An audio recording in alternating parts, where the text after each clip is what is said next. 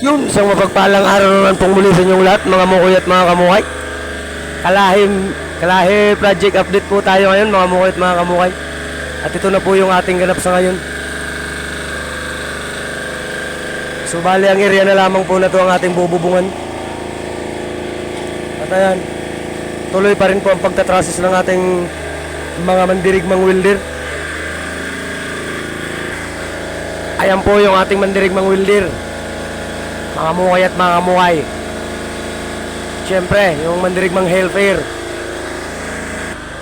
Ayan, bali ganito po kalawak yung ating pabubong, mga mukay at mga kamukay.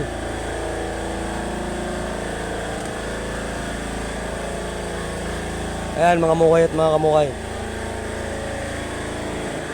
Sing laki lang din po ito ng dating bubong na binaklas natin, mga mukay at mga kamukay. Ngayon nga po ay ayan, yung sa agwas na lang po ang natitirang pagtatarasisan ng ating mga mandirigma, mga mukay at mga kamukay.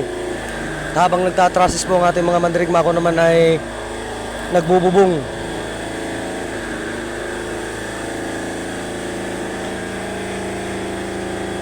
So yun. At dito naman sa baba, mga mukay at mga kamukay, ay tuloy pa rin yung puspusa ng pagpapalitada ng ating mga mason, mga mukay at mga kamukay. Ayan yung ating mandirigmang mason, nagkakantuhan. Ayan po yung kanyang kinakantuhan, mga mukay at mga kamukay.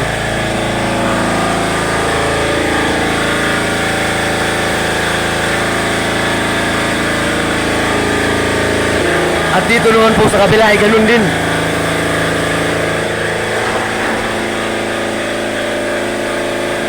Puspusan pa rin po ang pagpapalitada ng ating mga mason, mga mukay at mga kamukay. At nag-uumpisa na nga pa din po pala tayo sa papintura. Ayan, nakapag first coat na po tayo. Bali, hinuli lang po natin yung baba na yan kasi mayroon pa tayong mga mason at dito po tayo naghahalo.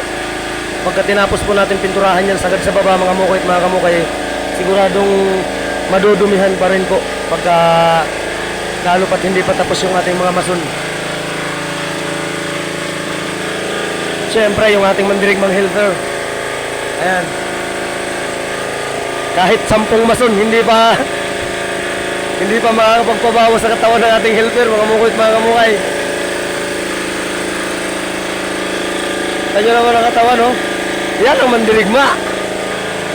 Pasensya na nga po pala sa ingay ng makina, mga mukay at mga kamukay, kasi welding generator po yung ginamit natin.